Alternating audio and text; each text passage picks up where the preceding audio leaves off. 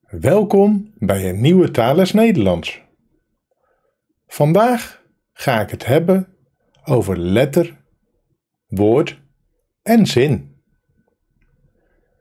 Deze les is voornamelijk bedoeld voor mensen met een Arabisch-talige achtergrond.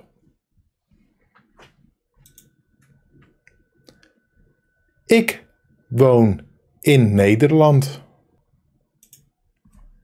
Ik woon in Nederland. Dit zijn 4 woorden. Woon is een woord. Dit woord bestaat uit 4 letters. De letter W, O, woon.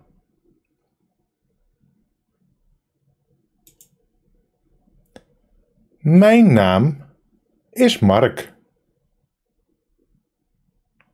Mijn en Mark schrijven we met een hoofdletter. Een hoofdletter is een grotere letter. Hoofdletters komen voor aan het begin van iedere zin. Maar ook bij heilige personen of objecten, zoals God, de Bijbel of de Koran. Ook bij alle namen, zoals Mark, of bedrijven, zoals Shell. Maar ook bij plaatsen, zoals Amsterdam of New York. Dat schrijf je met een hoofdletter. Rivieren, landen en talen. Nederlands schrijf je dus ook met een hoofdletter. Aan het eind van iedere zin komt altijd een punt. We beginnen dus met een hoofdletter en we eindigen met een punt. We hebben ook andere leestekens. Behalve de punt hebben we ook de komma. De komma is een rustpunt in een zin. We hebben ook een puntkomma. Een puntkomma maar plakt 2 zinnen die met elkaar te maken hebben aan elkaar. Na een puntkomma komt geen hoofdletter. De dubbele punt. De dubbele punt wordt vaak opgevolgd door een lijst met opsommingen. Een spatie, dat is de ruimte tussen de woorden. Een vraagteken staat altijd achter een vraagzin. En een uitroepteken, dat is om iets te verduidelijken. Een aantal voorbeelden. De komma. Je schrijft een komma vaak bij voegwoorden. Ik blijf thuis omdat de timmerman komt. Hij is ziek, want hij heeft koorts. De puntkomma. We stonden vroeg op. We hadden een lange reis voor de boeg. Eigenlijk zijn dit 2 zinnen, maar ze horen bij elkaar. Daarom gebruiken we een puntkomma. Na de puntkomma komt geen hoofdletter. Ander voorbeeld. De tijd gaat snel. Voor je het weet is het zover. Dan de dubbele punt.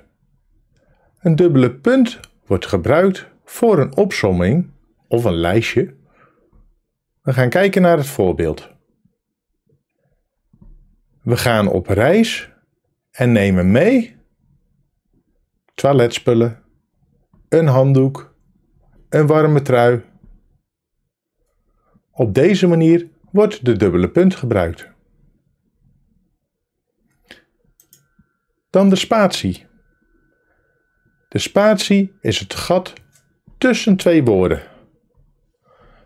Probeer deze duidelijk te schrijven als je met een pen schrijft. Ik laat het zien in een voorbeeld. Dit is fout.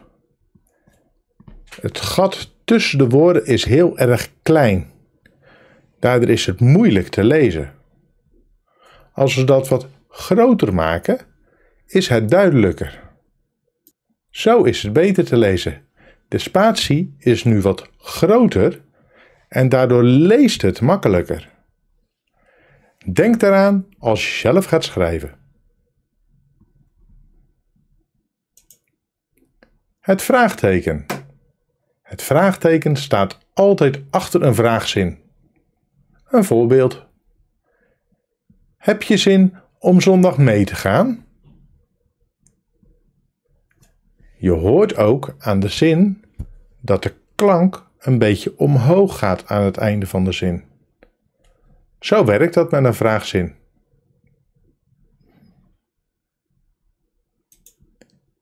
Het uitroepteken. Een uitroepteken aan het eind van de zin is bedoeld om die zin extra kracht bij te zetten. Dus bij een sterke emotie.